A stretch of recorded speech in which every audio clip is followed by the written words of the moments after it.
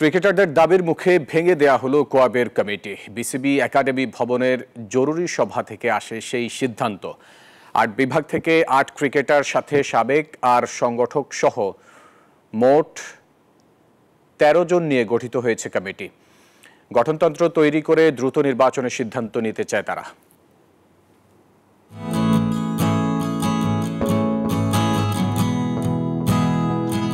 বিসিবির একাডেমি ভবনে হঠাৎ সাবেক থেকে বর্তমান ক্রিকেটাররা, সেখানে কে নেই? বোর্ড পরিচালক আকরাম খান, নান্নু, বাসার থেকে শুরু করে তামিম ইকবাল, সোহান, শান্ত, মিরাজরাও ছিলেন সেখানে। বেশ কদিন ধরে গুঞ্জন দেশের ক্রিকেটাররা বর্তমান কমিটির কার্যক্রমে অসন্তুষ্ট। অবশেষে ক্রিকেটারদের দাবির মুখে ভেঙে দেওয়া হলো কোয়াবের আগের কমিটি। কিন্তু কিছু সিদ্ধান্ত নিয়েছে। একটার মধ্যে হলো যে আমরা গত কমিটিতে যারা ছিল ওটা আপাতত আমরা স্থগিত রেখে এখন নতুনভাবে আমরা অ্যাডহক কমিটি করেছি এবং সেটাতে আমরা হেড করেছি সেলিম শাহেদকে। বাংলাদেশের সাবেক ক্রিকেটার সেলিম শাহেদকে নতুন অ্যাডহক কমিটির প্রধান করা হয়েছে। দেশের ৮ বিভাগের ক্রিকেটারদের প্রতিনিধি হিসেবে যুক্ত করা হয়েছে বোর্ডে।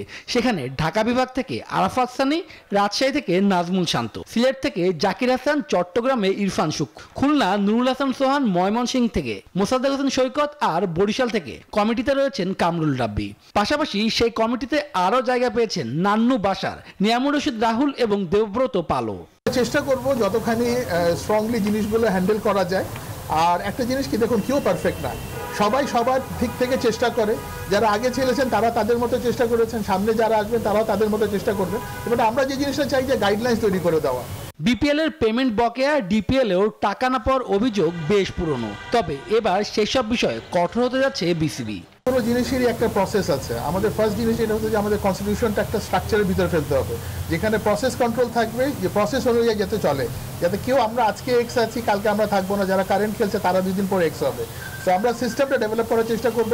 সবশেষ 2023 সালে কোয়াবের বার্ষিক সভা অনুষ্ঠিত হয় বিসিবিতে। এবার গঠনতন্ত্র তৈরি করে তবে নির্বাচন দিতে চাই এই কমিটি। শুভদেবনাথ, নিউজ 24, ঢাকা।